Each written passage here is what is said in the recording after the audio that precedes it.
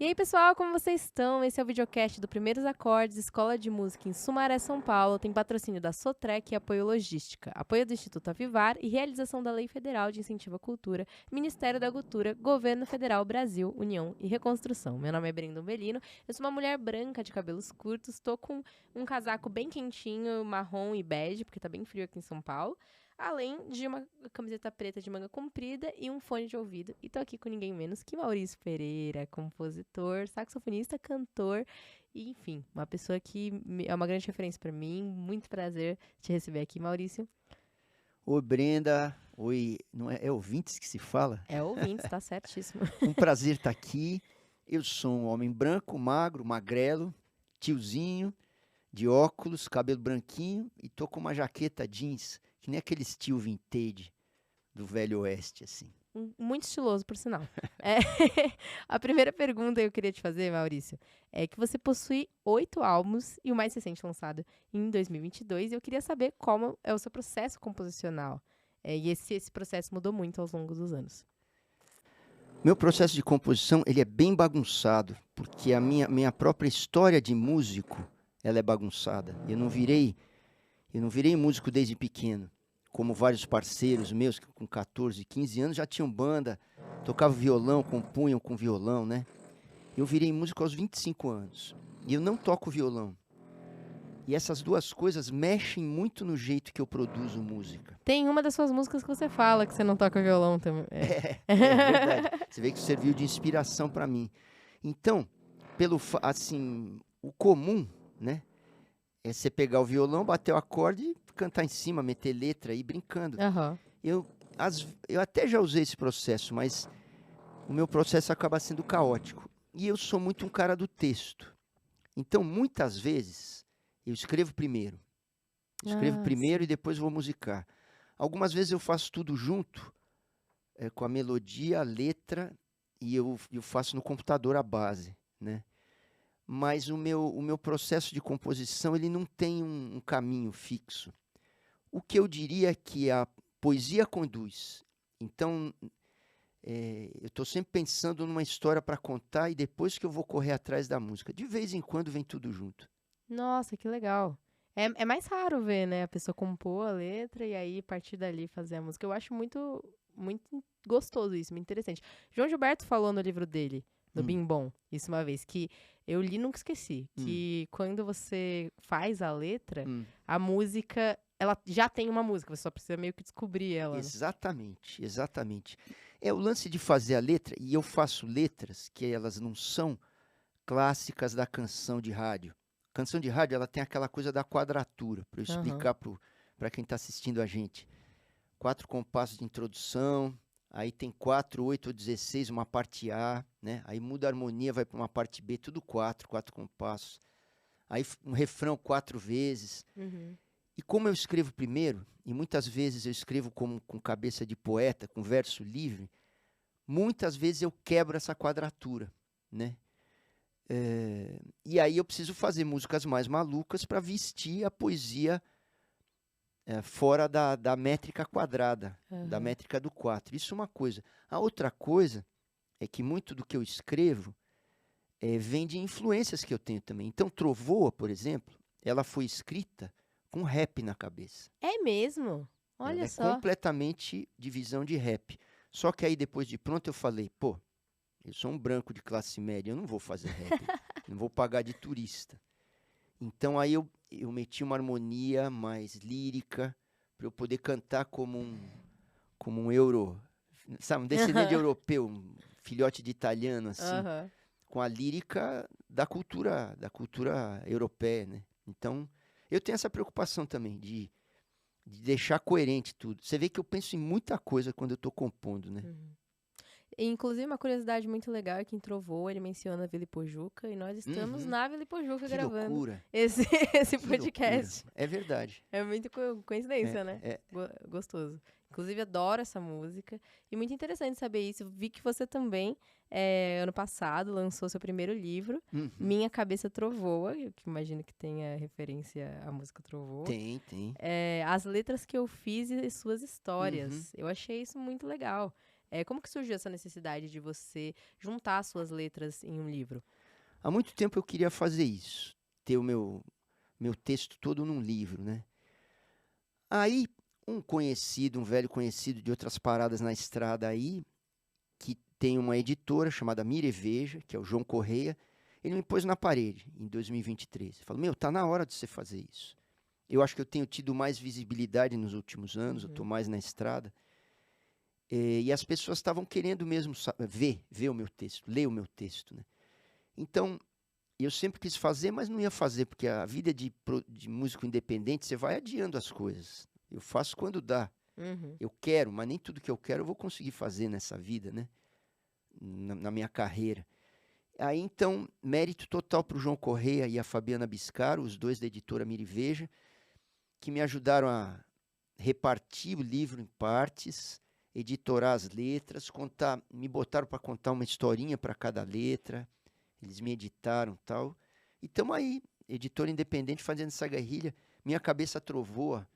Entra lá no meu Instagram, vocês compram o livro, vai no link na bio, Maurício Pereira Músico, vocês acham Minha Cabeça Trovoa. Não, é sensacional porque, assim, você não lançou um songbook, né? Não foi uma coisa, essas aqui são minhas músicas, essas aqui são minhas cifras, né? Você foi contando os detalhes, sua relação com seu filho, né?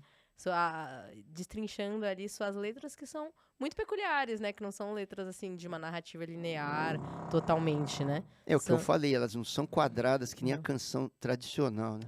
Então, e o João Gilberto justamente fala sobre essa quadratura, né?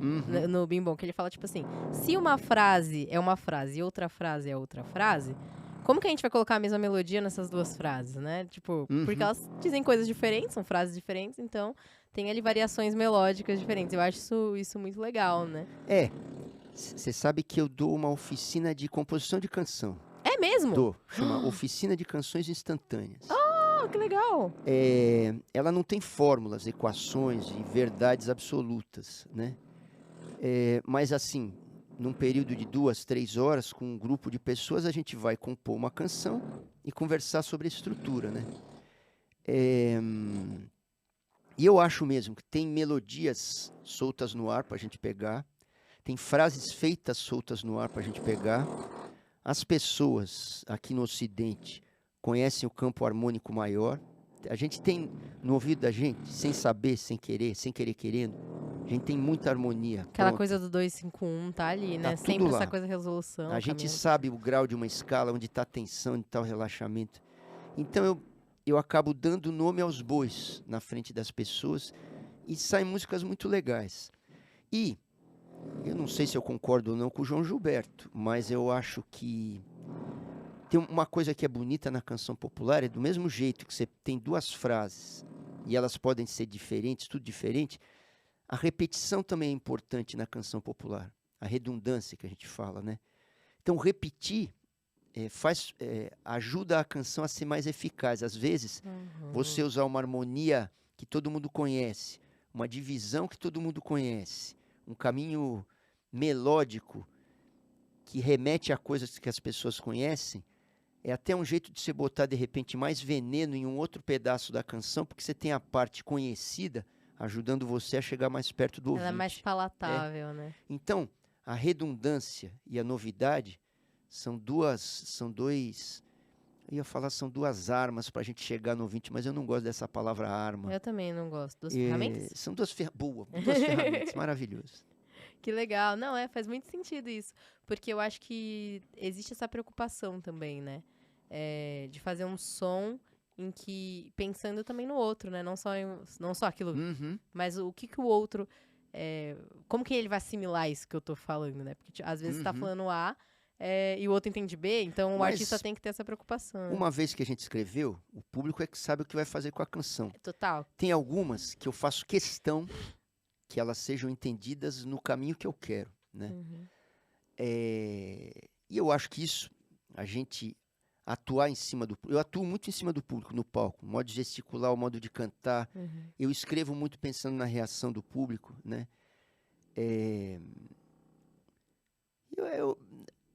Para mim, eu acho que para cada artista é de um jeito, mas para mim a comunicabilidade, a mensagem, ela importa muito, Não é só a letra que está lá, a melodia, mas eu quero causar um estado emocional no ouvinte. E para isso a gente usa todas as ferramentas, inclusive em cima do palco.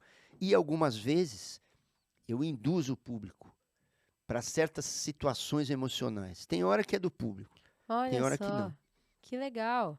Então, é interessante brincar com isso, né? E tem hora que o público devolve para a gente e você entende melhor a canção. Tipo, Trovô é uma canção que eu levei muitos anos. Eu devo ter feito ela em 2004. E eu gravei em 2007. Vamos dizer que eu aprendi a cantar isso em 2015. Depois de muito cantar, sentir como o público reagia, ver como eu tinha que abordar ela. Hoje em dia eu canto ela mais devagar, às vezes mais falada. Tem horas que eu canto mais, tem horas que eu falo mais, tem horas que eu faço silêncio, tem horas que eu grito, tem horas que eu sussurro. São coisas que a gente vai aprendendo na estrada, né? E é muito da Você vai devolução que o conhecendo, público te traz nos shows. conhecendo sua própria canção, né? Ajuda. Olha que legal. E essa coisa do canto, sua estética do canto, eu acho uma coisa muito original, muito delicada, assim, muito. Eu não sei, eu fiquei com essa curiosidade de saber se era pensado essa coisa da fala misturada com canto ou se te veio naturalmente desde sempre. Como que você chegou nessa estética que você tem hoje? Eu acho que no começo, talvez, as coisas, quando a gente está novo na carreira, as coisas vêm na intuição, Uhum. né? Depois que você vai rodando, você vai experimentando, você vai conhecendo, você vai, não é racionalizando, parece uma palavra feia, mas eu acho que a gente tem que ter domínio sobre as intenções da gente, não é sobre a técnica, é sobre onde você quer chegar, né? A minha carreira de cantor, ela também é bagunçada. Eu virei músico com 25 anos no Mulheres Negras, que era uma banda de 2 caras, com muita eletrônica, muito teatro dentro da banda. E até os 31 anos, que foi o tempo que eu durei no Mulheres Negras, que o Mulheres durou, a gente fazia um circo-teatro. Então o canto não era primordial. Ele era parte de um espetáculo, né? Uhum. Então eu fui mesmo parar para pensar como abordar, como cantar uma canção depois dos 30 anos. Eu cantava pouco em casa. Eu lembro da Olha minha só. mãe me falar um dia, ela me viu na televisão, ela falou assim para mim: "Pô, você canta?"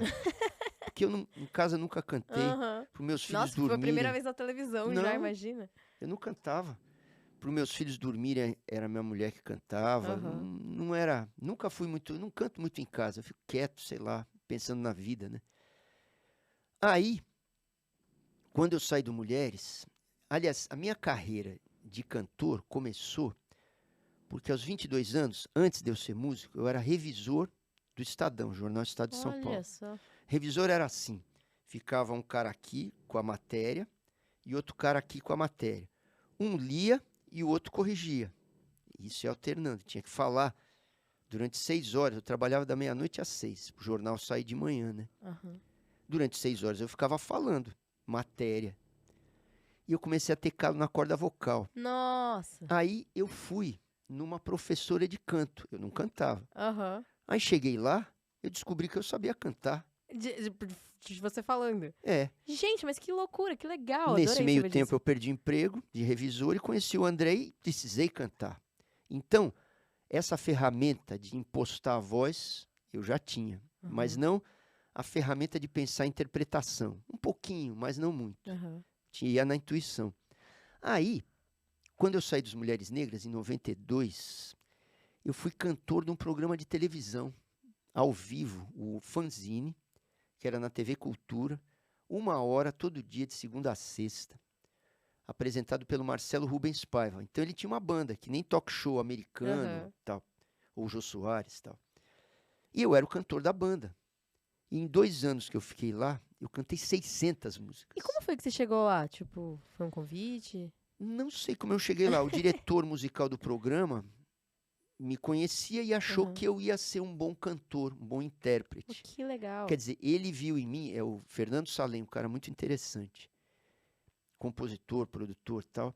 Ele viu em mim uma coisa que eu não enxergava, que era a capacidade de interpretar. Olha só. E também, um programa ao vivo na televisão, ele viu em mim um cara que improvisava ao vivo.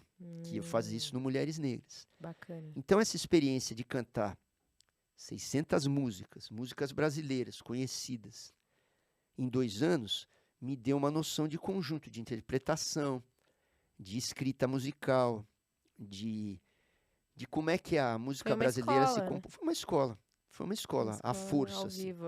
E eu fui me virando, né? Outra coisa, nunca parei de fazer os exercícios de vocal, né? Porque eu tenho uma voz pequena e frágil, então preciso fazer a ginástica vocal. Não tem como, todo dia. Eu agora estou meio gripado, parei. Mas eu faço todo dia, no mínimo, uma sessão de meia hora de exercício de fono. Isso é muito importante. Outra coisa bem maluca que influiu no meu jeito de cantar é que durante 10 anos eu fui locutor da Vivo, a empresa de telefonia, de telecomunicação. É mesmo? Então, também, números acachapantes, devo ter feito mais de 1000 coisas para eles. Eu era meu locutor fixo. Carro de som, elevador, televisão, internet, rádio, totem. Eu fazia locução de tudo, curtas, compridas, quando tinha uma convenção da Vivo eu falava. E eu acabei tendo que aprender a modular a minha voz falada, que eu não sabia fazer isso. Respirar, dar pausa, falar mais depressa, falar mais devagar. Nossa, que pro canto faz tudo sentido. Então, por mais louco que pareça, o trabalho na publicidade me trouxe, de locutor, me trouxe uma noção de respiração, timing, de drama, né? Porque muitas vezes textos mais difíceis tinha diretor me dirigindo, mesmo que para dizer que um chip custava R$1,99, né? Então eu tive muita experiência. E somando essas coisas, né? O programa, as minhas músicas quebradas para cantar, a experiência de locutor publicitário, isso eu fui me sentindo mais seguro também do texto, da literatura que eu escrevia, da onda dramática. Eu fui juntando todas essas coisas e caçando jeitos mais expressivos de dizer, contar e cantar. São 3 coisas diferentes, uma canção. Dizer, cantar. Você pode dizer uma canção. Contar. Você pode contar uma canção. Contar uma canção, além de eu cantar as notas, fazer melodia, eu vou usar a mão, vou usar a cara, vou brecar, vou respirar. Como eu fiz muitos shows, que era eu e mais um cara, eu e piano, que é o mergulhar na surpresa, ou eu e guitarra, que é o micro, o fato de eu não estar com a banda, baixo, bateria, cozinha, né? Eu sempre toquei com músicos que sacavam o que eu estava dizendo do meu texto. Então, quando precisa brecar, diminuir o andamento, criar um clima no meio da canção, esses caras, o Daniel Zafran no Mergulhar na Surpresa e o Tonho Penhasco no micro, então, se eu precisar cantar baixinho, diminuir, dar um break de 3 segundos, eles estão aí. Então, eu acabo sendo mais maleável para cantar. Então, particularidades da minha carreira, então essa coisa de cantar só com mais um cara também, todas essas coisas tornam o meu canto particular. O natural é você ter uma banda, cantar, ter o beat, te bota para cantar bem para fora. Então, quase que eu sou um ator que canta, ou um escritor que canta. Então, um pouquinho, não vou dizer diferente, deve ter mais artistas que cantam assim, mas o meu caminho é muito específico. É muito específico. Eu achei muito legal isso, de você trabalhar a voz de uma maneira profissional para depois ir pro canto. Muito diferente, É o né? acaso, né? O acaso. O acaso te trouxe essa estética. Muito, muito, muito legal. Adorei saber disso. Muito bacana. E que legal que você também faz exercícios vocais diariamente. Sempre. Isso é muito importante para quem estiver ouvindo a gente. Eles chamam quiser cantar. Eles chamam... Tem um nome para isso. Eu faço há muitos anos, eu vou na fono e isso é vital. Para todo mundo que trabalha com voz. Locutor, ator, cantor. E, deixa eu dar uma dica aqui. A Santa Casa de São Paulo tem um ambulatório de artes vocais que atende cantores, atores, locutores. Gratuito, está no SUS. E é Que é? maravilhoso. Vocês Que procurem aí na demais. internet. Ambulatório de Artes Vocais da Santa Casa. Maravilhoso. Nossa, é uma dica sensacional, porque eu Maravilhoso. trabalho com voz também e não conhecia. Como Fuça pode, lá. né? Vou Vou eles dar têm a uma página no fuçada. Facebook. E é pertinho, né? Você Tá manda um acessível. e-mail, se cadastra, aí você vai lá, faz os exames, porque eles fazem os exames, laringoscopia, todos os exames, para ver Aham. se você está com o aparelho cantador legal, né? E aí te marca uma consulta com fono, você vai fazer exercício e tal, super legal. Que legal. É, eu precisei uma época fazer, tive que até fazer uma cirurgia nas cordas vocais. Agora já tá tudo bem, mas eu também usufruí bastante da Unifesp, Aham. que é um lugar que tem também fonoaudiologia gratuita. Isso é super importante. É super importante saber, né, É. onde é que estão esses espaços É. pra gente poder se cuidar, né, cuidar do nosso instrumento. É. A Unifesp e a FMU, lá de Santo Amaro, tinha também apreço social, assim, Uhum. o que era muito legal. Também Não, fiz isso é bastante lá. importante. Porque a gente que canta, ou faz locução, ou é ator, um gasto que a gente tem é atuando. Mas a gente tem atenção. Tipo, eu tô aqui gripado, tem shows que eu não posso adiar. Aham. Então eu tô com a fono por perto e o médico, né, para cuidar, para ver se eu fico bom antes da próxima viagem. Claro. Mas aí muitas vezes você tem um show de noite, você viaja de manhã, acorda cedo, toma um avião, chega, passa som, dá entrevista. Então a gente tem que ter muita resistência. Às vezes dá para você ir na véspera, tal. Tem que aquecer sempre, né? O trabalho com a voz voz dá trabalho. É uma responsabilidade É. para além do momento Se a gente está que você tenso, se a gente está relaxado, a mudança de estação. Então, para quem está vendo, a gente está na virada para o outono, começou a fazer frio. Nossa. E isso afeta a voz da gente, né? Afeta a saúde geral, né? Em que a Completamente. voz é parte do corpo, então afeta muito a Uhum. voz também, né? Inclusive, nós dois aqui estamos passando por essas... Pois é. Estamos afetados, né? Muita gente em São Paulo. Eu tive dengue, a dengue baixou minha resistência. Eu peguei uma gripe grande Aham. e eu tenho que cantar. Então, até para isso, às vezes tem que. Você tá na estrada, às vezes você tá doente, não dá para adiar o show, você tem que cantar com o que você tem. Então, outro Claro. dia eu tive que fazer um show com pouca voz. Eu fui mais gestual, eu fui mais emotivo, chamei o público na chincha, sabe? Que legal. E isso é muito São legal dos recursos, shows, né? Porque o show é a música que tá acontecendo agora, né? Não vai acontecer de Uhum. novo. Aquele som que você tá produzindo naquele momento não vai acontecer de novo, né? Eu Aquela troca ensaio não tem. para eu cantar sempre num certo grau de expressão. Aham. Como se eu dissesse, a música está escrita, como uma música do Mozart. Muda um pouquinho conforme o público, o aparelho de som, o dia tal, mas eu escrevo para interpretar de uma certa maneira. Aham. Né? Quando é para improvisar, eu improviso, mas eu gosto de chegar numa interpretação. Quando eu chego, eu vou nela. Mas é verdade, cada dia é uma coisa. Uhum. E o seu trabalho interpretativo? Você falou que então veio ali da publicidade, teve todo esse trabalho vocal para depois ter o trabalho com canto.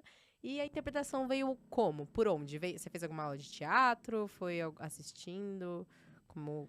Sabe que teve uma casualidade no começo da carreira. Eu sempre prestei muita atenção na coisa da interpretação. Aham, Porque eu vi muito show quando eu era adolescente e tal. aham, E eu via, tem cantores que cantam igual o disco.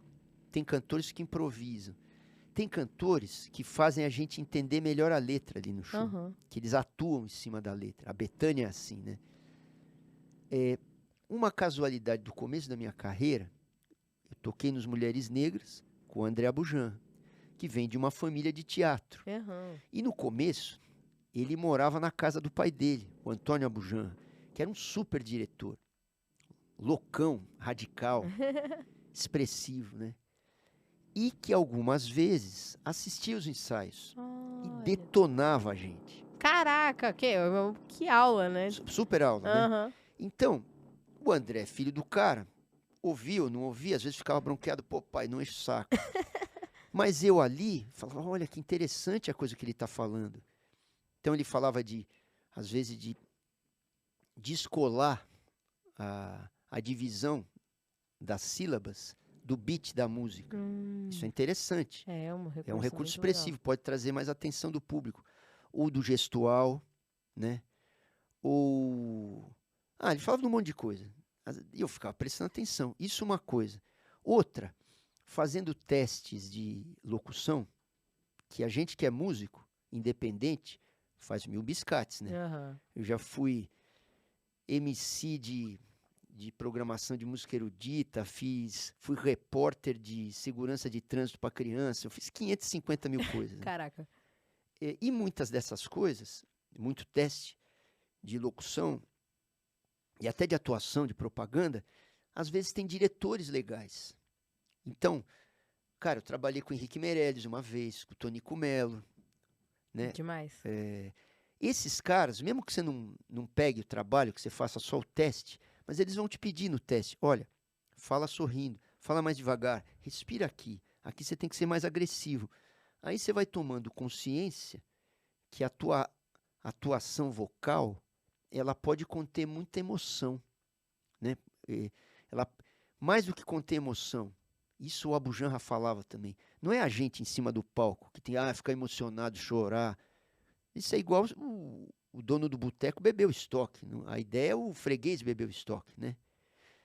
Então, a gente tem que ter um conhecimento da emoção e da inteligência que está naquele texto, experimentar muita coisa e provocar sensações no público. Para isso você precisa de técnica, precisa de força física, precisa de entendimento, precisa de intuição, precisa de explosão, precisa de libido, né? Essas coisas eu não tive escola, eu fui pegando de todo mundo. E uma outra coisa louca é que quando chegou a pandemia, eu e o Tonho Penhasco, que gravou o Micro comigo, o disco de guitarra e voz, não tinha o disco ainda. A gente estava viajando com o disco. E a gente todo dia conversava, porque ele é um parceiro de produzir coisas e tal. Na pandemia a gente falou todo dia no telefone. E o disco Micro foi sendo fabricado na pandemia.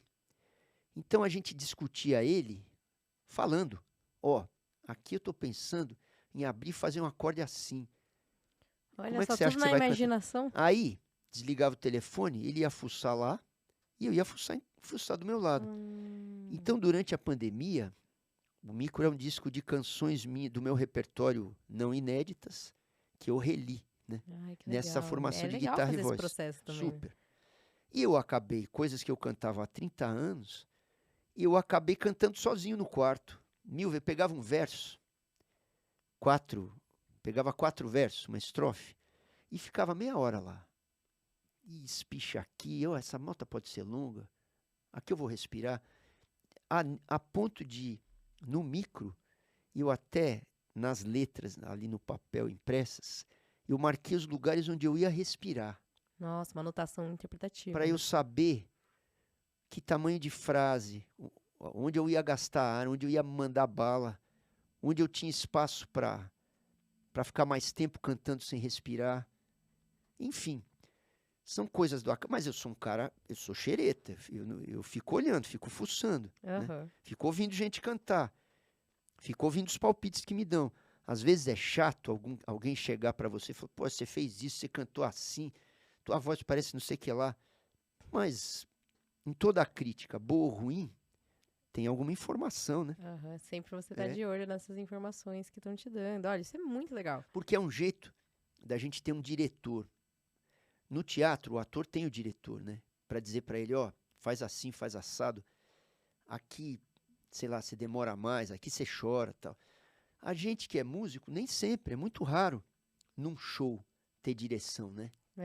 Quando tem, é uma coisa cênica. Não tanto ou musical. de roteiro. Mas por isso que eu te digo, eu tenho um comportamento um pouco de ator e um pouco de escritor. Porque eu escrevo os textos que eu canto. Sim. E você escreve desde sempre? Foi uma coisa que cresceu com você? Ou você fez também algum exercício para começar a escrever? Como é que foi esse processo de se descobrir como escritor e letrista? Bagunçado. Sempre eu escrevi. Tudo bagunçado. Isso é legal. Bagunça é boa. Tem um lado bom, que é ser mais solto. O lado ruim, eu sinto falta um pouco de ser sistemático. Então, às vezes, eu passo muito tempo sem escrever nada. 2, 3 anos. Não escrevo nada. Só lista de compra, sabe? E e-mail. Então, por isso que meus discos saem a cada 5, 6, 7 anos. Porque nesse meio tempo eu vou para a estrada. E eu não vejo por que escrever. Eu não tenho assunto. Não tenho vontade. Então, eu escrevo por safra. cada 5 anos, vamos dizer, chego lá e escrevo 20 músicas, aí eu gravo, aí eu vou para a Olha. estrada. Eu digo o que eu tenho que dizer e fico quieto, né? Então o meu processo ele também não é um... Eu tenho amigos compositores que escrevem todo dia, que andam com a caderneta, né? E que eu acho legal também. Aham. E então, por conta disso, eu sou um compositor que não tem tantas canções. Pensar que eu tô há mais de 40 anos na estrada, se você pegar o meu livro de letras lá, o Minha Cabeça Trovoa, não chega a ter 100 letras lá. É pouco. Mas as letras que você tem são muito intensas, né? Eu acho que elas são intensas porque, como eu demoro para fazer, fico 5 anos sem fazer, quando eu vou escrever, Você tem muito a dizer. eu tenho muito a dizer. Isso é bem Pro legal. bem ou pro mal, elas são intensas. E eu sou muito chato comigo mesmo. Eu jogo muita coisa no lixo. Porque eu acho também que Que também faz parte. faz parte. Eu acho que é isso. O desapego na É. hora de fazer arte, ele é muito importante, né? De você não se apegar a tudo É. que você faz, É. né? De você saber reconhecer o que é. Ó, aqui tem um valor especial e Uhum. aqui já não. Já talvez. Foi parte do processo, mas não o final, né? E o que é importante, as ideias ou as melodias, vai voltar. Vai voltar! Nossa, eu tenho muita fé Perde. nisso. Quanta coisa que eu perco, eu não anoto. Eu perco. Dali 10 anos volta. Você tem que ter paciência, porque esperar 10 anos, às vezes, teve vezes, hoje eu sou mais velho, tenho 64 anos. Quando eu tinha 30 e ficava 5 anos sem compor, isso me assustava muito, porque eu pensava, pô, será que secou? Acabou, É. Mas aos 60, você vê que se o processo é de cada 5, 7 anos, então vamos dizer, 7 vezes 7, 49, 50 anos, se você compuser o primeiro disco aos 7 anos de idade, são 7 discos, não é nada, né? É bastante, pô. É bastante. Hoje se lança muito disco. Mas eu sou um cara de poucos discos, Aham. poucas músicas, mas são safras fortes. São safras fortes. É. Inclusive, uma música sua que me tocou muito a primeira vez que eu ouvi foi Um Dia Útil. Uhum. Nossa, eu adoro. Eu ouvi e fiquei assim. Nossa, pra absorver, eu ouvi umas 20 vezes. E muito legal se você quiser comentar um pouquinho. Ou se tiver alguma outra música que você queira comentar, que você contou a história Tá. no seu livro, eu adoraria ouvir. Imagino que o público também, com certeza. Olha, Um Dia Útil, eu compus ela no tempo que eu trabalhava no programa de televisão, Aham. o fanzine lá da TV Cultura, depois que eu saí dos Mulheres Negras. Eu chegava na televisão às 2 da tarde, passava o som, me vestia, maquiagem, não sei o que, ensaia. Programa às 8, acabava às 9, 10h30, 11 horas eu estava em casa. Eu tinha os filhos pequenos, né? Aham. Nascendo. Minha mulher é professora, ia dormir cedo, porque ela ia acordar cedo para cair fora trabalhar. E eu chegava às 11 horas da noite, com a cabeça cheia, porque 8 horas na televisão você fica louco, né? É muita coisa. Com banda, com gente direção, falar. luzes, diretor e tal. E ao mesmo tempo, no silêncio, com as crianças dormindo. Eu dava mamadeira, eu trocava a fralda, o moleque vomita, tira, limpa, lava, chora, eu que pego, conta história. A noite era minha. Aham. E eu acho que esse contraste e aquela pilha da TV, e eu tinha saído dos Mulheres, que tinha uma carreira muito estável, né? E eu virei músico independente e era muito louco. Eu tinha que me bancar, coisas que eu não sabia. Eu era um músico tardio, eu não sabia produzir disco, não sabia nem fazer canção direito, né? Tudo fora do esquadro. Eu estava tentando me achar. Então, os dilemas de ser músico, trabalhando na TV, que era uma velocidade grande, com essa coisa ancestral e quieta de pegar a criança no colo e fazer elas dormirem, a loucura disso em alguma noite, essa música veio de uma vez só. Ela tem É mesmo. verso, verso, verso, verso, verso. Eu vou contando. De manhã eu acordo, vou tocar, de noite eu chego em casa, tá tudo quieto, eu pego os moleques, beijo eles, fico olhando pro teto pensando se alguém presta atenção na letra, se é a vida, se é a morte, e amanhã começa tudo de novo, né? Então essa música é desse contraste que eu estava vivendo e dessa loucura de achar meu caminho e estar em contato com a minha profissão, né? Muito legal. Muito legal. Eu gosto muito dessa música. Quando eu ouvi, assim, eu senti um turbilhão, mas também uma quietude, que eu acho que é o que você sentiu também quando você foi escrever, né? Com certeza.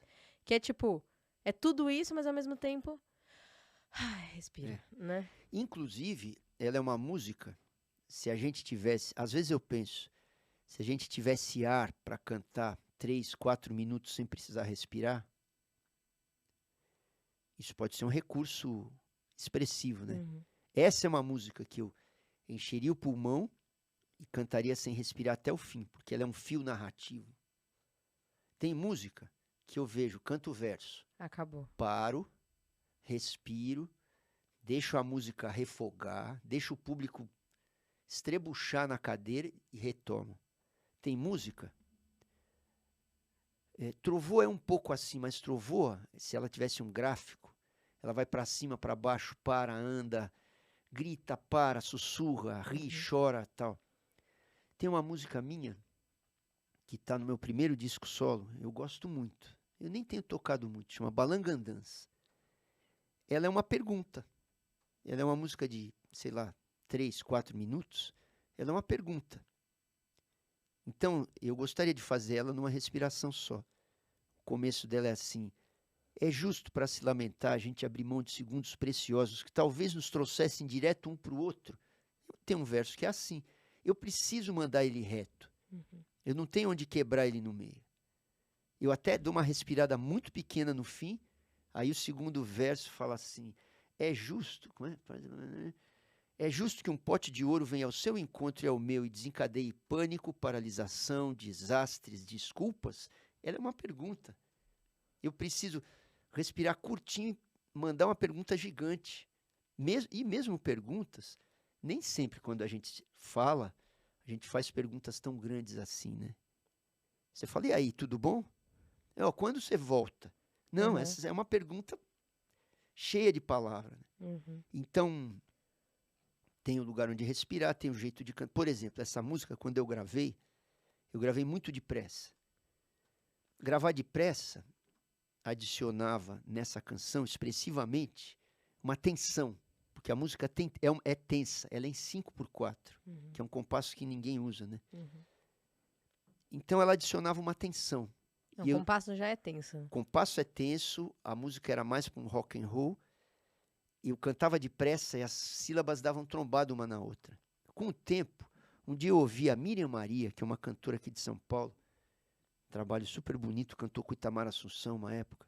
Ela gravou essa música também de um jeito fluido, só que ela diminuiu o andamento, deixou a harmonia e a melodia virem e cantou de um modo mais doce, como se ela fizesse a pergunta com um certo sorriso. Então, ouvindo ela cantar, eu diminuí a velocidade. Olha só que legal. Porque às vezes o texto já está te dando atenção. Você não precisa dobrar a atenção cantando ele depressa, né?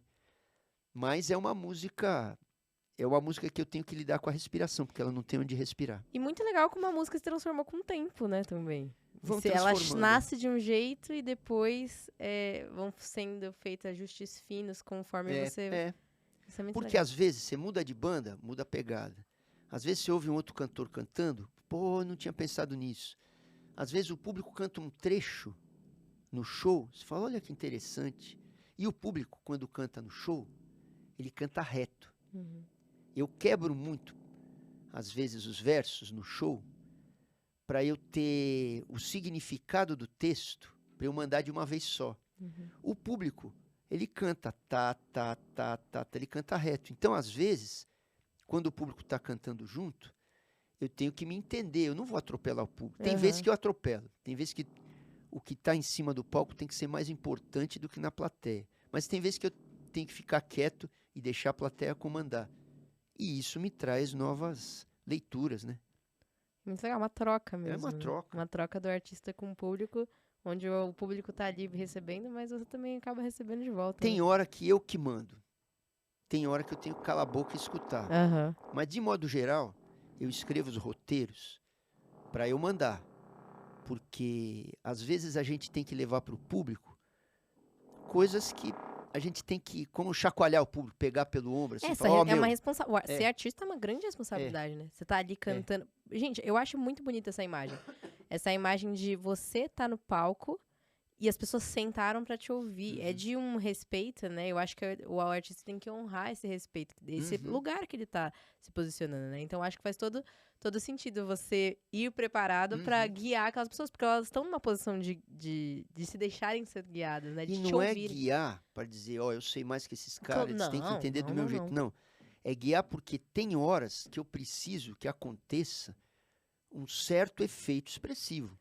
Dane-se, eu posso estar certo ou errado. Dane-se. Tem hora que eu, artista, individual maluco, acho que as coisas têm que ser do jeito que eu quero. E às vezes no meio do show muda, né? Às vezes no meio No do meio show do show muda. você fala, ah, tá, entendi, não era assim. Porque às vezes pode, já aconteceu, às vezes cai um refletor. Às vezes já teve show meu, isso acontece, estourou uma caixa de som. Ou pisca uma luz, ou alguém espirra, ou, né, esses shows menores, a gente ouve muita coisa. Uhum. E às vezes um imprevisto, ele adiciona a surpresa, né? Mas que nem eu te falei, eu escrevo para as coisas acontecerem com rigor. Uhum. Mas a gente fica Mas tá esperto. ali, preparada, né? Tá disposto a ter essa troca, né? Uma vez eu vi uma frase que eu gostava muito, que era assim: o artista coloca o coração na bandeja para as pessoas aplaudirem, né? Então você tem aquela exposição, você tá dando ali parte de você para aquelas pessoas, né? Eu acho que isso existe muita coragem. Então eu acho que o show, ele é um lugar de muito respeito, né? Um lugar onde as pessoas estão ali para te ouvir e elas estão respeitando o que você tem a dizer e você tá respeitando aquelas pessoas a ponto de entregar algo que é íntimo para elas, né? Então eu acho que essa troca do show, eu amo em show, gente. Vocês têm que ir em show. São Paulo adora essa efervescência. Muito show legal em São Paulo muito sempre. Show, muito artista legal. interessante. A gente de tava todos os gêneros. conversando da curadoria feita pelo Edson Natália antes de começar aqui o nosso podcast. E que é uma curadoria muito especial, né? Que rolava lá no Tal Cultural. Eu não sei onde ele tá atuando agora, mas Ele agora tá freelancer. tá freelancer. Mas assim, rola muita curadoria muito boa e muito dedicada, assim, em São Paulo inteira, né? Muita curadoria legal. Por exemplo, o Edson Natália, esse cara, ele foi, sei lá quantos anos, curador de música do Itaú Cultural. Então a gente estava conversando antes aqui. Era um cara que no palco dele tinha o Elomar, importante trovador nordestino, enfurnado no meio do sertão, trazendo música de raiz. E do mesmo jeito tinha a Ana Frango Elétrico. Ana Frango Elétrico. Gente, são que duas é uma coisas, cara do duas mundo pontas, indie, né? Ou como podia ter também o Raça Negra, porque é uma coisa mais popular. Tá? Então ele era um cara eclético. O Alexandre Matias, que é um jornalista da cena independente, tem um site bacana do indie, de jornalismo, chamado Trabalho Sujo. Ele tem uma curadoria legal no Teatro do Centro da Terra, aqui em São Paulo. Sempre trazendo gente nova e propondo questões para eles botarem no show. Né? Quer ver quem? O Rômulo Frois, compositor, está comandando. Nós estamos aqui em junho de 2024. Essas coisas mudam muito, né? Rômulo Frois está comandando uma série de shows pequenininhos num lugar chamado Estúdio Pulso, num hotel ali perto da Faria Lima. Shows de fazedores de canção. Que demais. Nos anos 80 e 90, tinha uma série no Sesc Pompeia, chamava Prata da Casa. Toda terça, músicos que só tinham um disco tocavam lá. Que legal. Hoje em dia tem um que eu frequento muito, que é o Sesc Consolação, que tem o Sesc Instrumental lá toda terça-feira, 7 da noite. Gente, é uma curadoria muito legal. Toda vez eu saio ecoando aquele som dentro de mim, assim, fica ressoando pra sempre. É muito legal. A curadoria do Sesc é muito bacana. Tem muitas curadorias dentro do Sesc, fora do Sesc, privadas e tal. E se a gente pensar, o que é a curadoria? É você propor um tema e exercer escolhas. Isso vale para a carreira também. No meu show, esse show do Micro, eu estou cantando uma canção da Marília Mendonça, que é uma artista que eu sempre gostei muito. Que demais. Uma mulher no meio sertanejo, reafirmando o caráter de ser mulher, de estar ali, ter a cabeça livre, quebrando um pouco a caretice machista dos textos, tal. Ao mesmo tempo, uma mentalidade pop. última excursão que ela fez, cara, ela era patrocinada, ela chegava numa cidade de tarde sem avisar, saía num carro com megafone, chamava o povo para ir para a praça de noite, e lotava, chamava todos os cantos. Isso é muito pop. O jeito que ela fazia a rede social, muito pop. Mais do que compositora, ou não só compositora, a Marília Mendonça, o repertório dela, muita coisa, mesmo de teor feminista, era escrita por compositoras e compositores que ela ia pensar por aí, né? Demais. Então, a curadoria está na escolha também. Um produtor de disco, antigamente até fazia muito isso, produtor de cantor, que nem sempre os cantores escolhiam o próprio repertório, um pouco vinha da gravadora, um pouco vinha do produtor. Isso é curadoria também, né? Os festivais têm curadoria. Cada festival desse, Lollapalooza, todos eles, o Hack Beat, todos no Brasil afora, a curadoria é um modo de pensar, para onde o cara vai jogar a luz. E uma outra curadoria que eu acho super legal, que tem acontecido nos últimos anos, se você notar, são produtores que vieram do jornalismo musical, que nem o Marcos Preto. Marcos Preto. Que, por exemplo, ele produziu a Laíde Costa e chamou o Tim Bernardes para cantar com ela. Ele produziu a Gal, e juntou, né? Paulo Miklos, Guilherme Arantes, um monte de gente da antiga e chamou gente nova. Juntando chamou o Rubel, gerações. Essa música, O Coração Vagabundo, que o Rubel gravou com a Gal, eu achei que foi uma junção de uma delicadeza, assim. Que o E Tim essa também sacada gravou. desse curador, no caso o Marcos Preto, é trazer um oxigênio novo para velhos artistas, botar eles visíveis para as novas gerações e, de quebra, para os artistas jovens, conviver com esses artistas importantíssimos do caminho da música. E então, criar a curadoria essa nova é um troço geração, né? importante. Porque eu sinto que a gente fica preso um pouco ao passado. Porque o passado foi lindo, né? Foi a criação da nossa música. Mas esse passado gerou novos frutos, Sim. né? E a gente precisa, como agora é mais... o acesso é mais fácil, tudo é muito nichado, né? Apesar de ser mais fácil, acaba ficando mais truculento de achar essas... Mais Onde estão essas vozes da nova MPB? Quem que vai suceder essas pessoas? Porque é um bastão que precisa ser passado, né? Então, eu achei sensacional. Ele vem normal. Passa. As curadorias são importantes para isso. E as mídias diferentes, elas vão mudando a velocidade em que você chega na orelha do ouvinte. Então, quando eu comecei, era vinil, anos 80. Anos 90 mudou para o CD. E começou a ser possível gravar um disco em casa. Então, nos anos 90, eu gravei em estúdios pequenos, caseiros. E eu prensava o CD. Não dava para fazer isso antes, né? E eu pagava o CD com o dinheiro da venda. Aí, agora, é a plataforma. A plataforma remunera muito mal. Então, é mais difícil de eu pagar minhas produções. Mas ela paga mal, mas ela me leva... Um chinês me ouve. O CD, como a distribuição era muito no show, eu tinha que levar onde eu ia fazer show. Nem sempre eu ia em todos os lugares. Então, cada época tem uma velocidade. Tem mais do que a vantagem, é até a característica. Tem o estado de espírito. Uma coisa que eu acho difícil hoje é a quantidade de informação. A audição hoje, ela é pilhada. Tanto que muita gente não faz mais álbum, né? Por exemplo, esses sertanejos, esses agronejos, a turma da Ana Castela. Eu falo dos sertanejos, não é questão de gostar ou não gostar, mas é que eles praticam a música industrial, comercial, do jeito que é. Então, jovens misturando música eletrônica com sertanejo, temas de jovens, né? Jeitos de cantar de jovens, e lança igual o jovem escuta, ou seja, não lança álbum, lança um monte de single. Então, que eu acho que é uma perca que a gente teve muito grande, né? Porque eu acho que isso do álbum tinha essa narrativa, tem ainda, né? Muita gente faz. Tem essa narrativa que vai sendo construída e vai tocando, né? Às vezes você só entende uma música por causa de outra música do álbum. Né? Mas eu que sou tio, eu faço álbum. Não, álbum tá é no legal. meu DNA.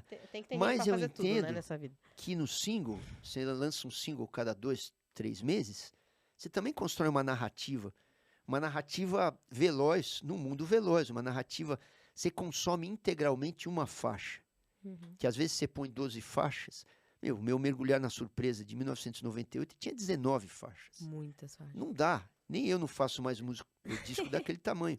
O mundo mudou.